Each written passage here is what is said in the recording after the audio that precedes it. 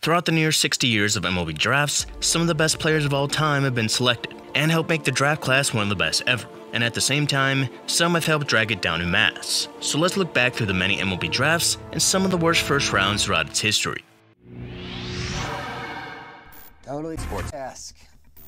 Major League. In a way to find the worst, let's look at the first 40 drafts from 1965 to 2005, because almost every one of those doesn't have a player still in the league, with 2002, 03, 04, and 05 having just a few, with Charlie Morton and Jesse Chavez being the oldest by draft year in 2002. But 1965 marked the first ever MLB draft, with the first ever selection being Rick Monday. And of course, the goal of every drafted player is to get them to the majors in the first place so they can possibly help the team. And in terms of the least amount of first-round players making it to the majors, that comes from the draft of 1999, with just 24 of the 51 picks making the majors, or 47%. With the first pick of the draft being Josh Hamilton by the Tampa Bay Rays, with whom he didn't play a game for. There were 7 All-Star players here in the first round, including Hamilton, with Josh Beckett, Ben Sheets, Barry Zito, Alex Rios, Mike McDougall, and Brian Roberts. The rest never made an All-Star team or a Major League team.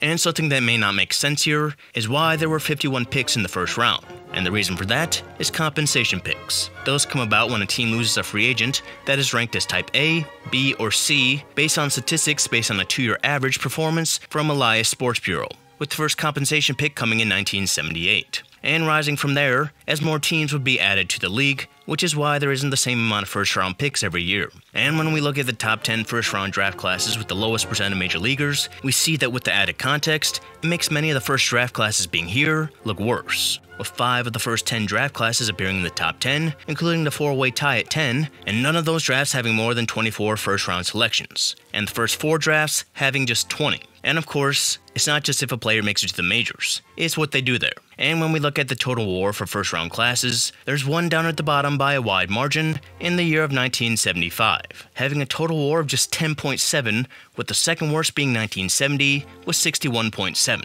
1975 is a draft that right away got off to a bad and interesting start, with the first overall pick being Danny Goodwin. And the reason it's interesting is that this was the second time he was drafted first overall, as he was drafted first in 1971 and decided not to sign, electing to go to college, and then getting drafted first overall again 4 years later. And he really wouldn't do much in his 7-year career, but then again, neither would anyone in this class. This is the only first-round class who 2019 did not have one All-Star. There were only 24 picks, with 12 making it to the majors, and only 3 of these 12 would play at least 10 years, with Rick Cerrone, Del Berra, and Clint Hurdle. And half of these 12 would play 5 seasons or less. And just based on the WAR difference alone, we can probably pronounce 1975 as the worst first-round draft class in MLB history. That will be hard to top. And the reason it's hard to look back at these drafts from years ago and go past the first rounds is that even though the first round in 1975 was terrible, there were still great players drafted in later rounds. 2 Hall of Famers would be drafted in Lee Smith and Andre Dawson. All-Stars such as Jason Thompson, Lou Whitaker, and Dave Stewart would also be drafted. Future Rookie of the Year Bob Horner would also be drafted, but he did not sign and will later get picked first overall in 1978. With the incredible amount of rounds, even going up to 100 at one point, some gems are bound to be found even if the first round is bad or historically bad like 1975. Even with 1975 taking the cake, let's go ahead and look at some more bad first rounds. In terms of number 1 overall picks and first round picks, the start of the MLB draft was not great. In the bottom 10 of average first round WAR, 5 of the first 10 drafts make up the bottom 6, and 8 of the first 10 are in the bottom 10 in percent to make it to the majors, including the 4-way tie. And of the first 10 overall number 1 picks, just 2 became All-Stars in Rick Monday and Jeff Burroughs, with 1966 number 1 overall pick Steve Chilcott never playing a game in the majors, and the already mentioned Danny Goodwin not signing in 1971.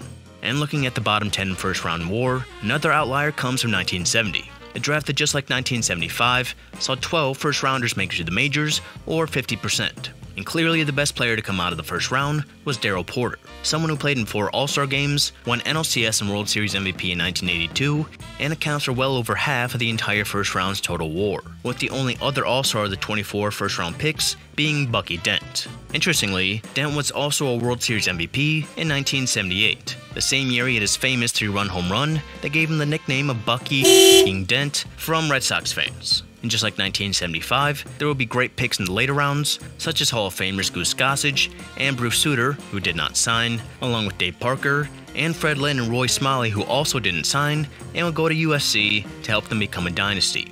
At least through the first 40 years of MLB drafts, there seems to be periods where number 1 overall picks in draft classes are better and some that are worse, with the period from 1965 to 75 being the worst decade stretch in the draft's history, with only the 1974 draft that features 6 All-Stars drafted in the first round having a total WAR over 200. And perhaps the reason for this is with the draft being brand new, teams needed time to adapt to the new system, and new pressures would affect both teams and players. The new excitement to fans coming from the news of drafting a top prospect added a new layer of pressure players before hadn't dealt with, and the pressure sometimes led to organizations rushing their players to the majors, such as 1973 first pick David Clyde, a left-handed pitcher who was rushed to the majors and developed arm problems that led to his retirement at the age of 26.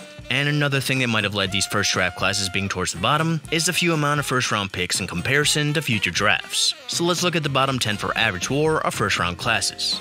We still see almost half the bottom 10 being from that first era, but this shows the other 2 eras that were made up of some bad draft classes, with the first being in the early 80s. The 80 through 82 drafts didn't have terrible first overall picks. All 3 became All-Stars, with Sean Dunston becoming a Cubs Hall of Famer, and Darryl Strawberry becoming one of the best players of the 80s, winning Rookie of the Year, and proving massive for the Mets, as he's regarded as one of the best number 1 overall picks of all time. And in the 1980 draft, Strawberry heavily carries it, as though 19 of the 26 first-round picks made the majors, just 3 were All-Stars, and like Porter with the 1970 draft, Strawberry makes up a big portion of the first-round draft class WAR, being almost 40% of it. 1980 and 1981 were made up of just 3 future All-Stars in the first round, and 82 had 4. And each of those years had a player who made the All-Star team just once, including the number 1 overall pick in Mike Moore in 1981, a draft carried by Joe Carter and Ron Darling, with 82 being aided by another future Mets Rookie of the Year and Cy Young winner in Dwight Gooden. And he also contributes to about half of the WAR of this class, and another future Rookie of the Year in Todd Worrell contributes nearly 10%. These drafts had a player or 2 that carried everyone else, but weren't quite Hall of Famers, or the drafts didn't have the right amount of players to contribute, like 1974. And we see the similarities in the other rough era in the late 90s and early 2000s. The difference here being more first-round picks are being selected, with every draft after 1989 having more than 30 picks, except for 1995, and every draft after 1996 having at least 39 picks, except for 2003. The 94 draft saw 3 consecutive picks carried the first round, with 12 being Nomar Garcia-Parra, 13 being Paul Konerko, and 14 being Jason Varitek. All 3 would make multiple All-Star teams, and at least partially help a Sox team win the World Series, while there was just 1 All-Star selection amongst the entire rest of the first round. The 97 draft is an example of the larger sample size hurting the average WAR that just barely cracks the bottom 10, as the entire top 5 outside of number 1 overall pick Matt Anderson became All-Stars, and 8 of the top 22 also became All-Stars. But all 30 players drafted after Jason Worth in the first round would not do much, with just half of those even making the majors. And we see the same thing happen in 1999. The top 10 of this draft was great, as there was a Cy Young winner, an MVP, a World Series MVP, and a 4-time All-Star drafted. Granted, Josh Hamilton's MLB career didn't start until almost a decade later, but still. And after that, just 18 of the next 41 would even make the major leagues. As already mentioned, this led to this first-round draft class having the lowest percent to make the majors at just 47%. And the first draft of the 21st century reverted back to drafts seen in the early 80s, as 3 players carried this draft class, and Adrian Gonzalez, Chase Utley, and Adam Wainwright. And it should be noted that Gonzalez and Wainwright didn't play a game for the team they were drafted by. This draft class had a total WAR of 174, and these 3 alone account for 83% of it, which in part led to this having the lowest average WAR of any class after 1982, and the 6th lowest overall. We would see draft classes carried by a few great players, or a good number of pretty good players. But in looking at the first round draft classes from 1965 to 2005, the draft that still takes the cake as the worst is 1975. This draft seems really hard to believe, even more than the insane 1985 first-round class that had a total WAR of 495 with Barry Bonds, Barry Larkin, Will Clark, and Rafael Palmeiro. Despite 1975 having just 24 picks in the first round, low compared to years after, the odds of not one of these teams picking an All-Star and just one who would play more than 10 seasons seems almost impossible. The 2023 number 1 overall pick Paul Skeens already has almost 20% of the entire class's WAR through 10 rather limited starts. I feel that 1975 will never be topped, but let's look at some recent classes that are trying.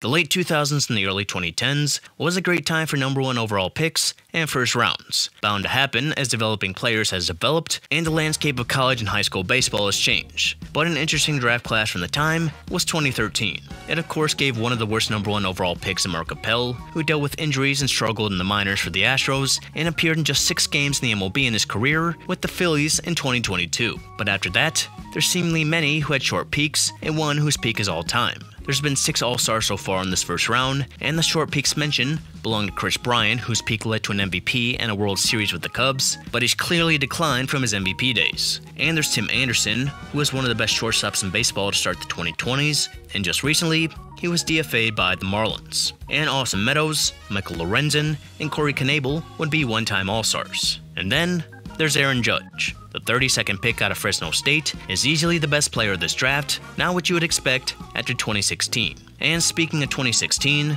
if there's any recent draft that's trying to challenge 1975, then it's this one.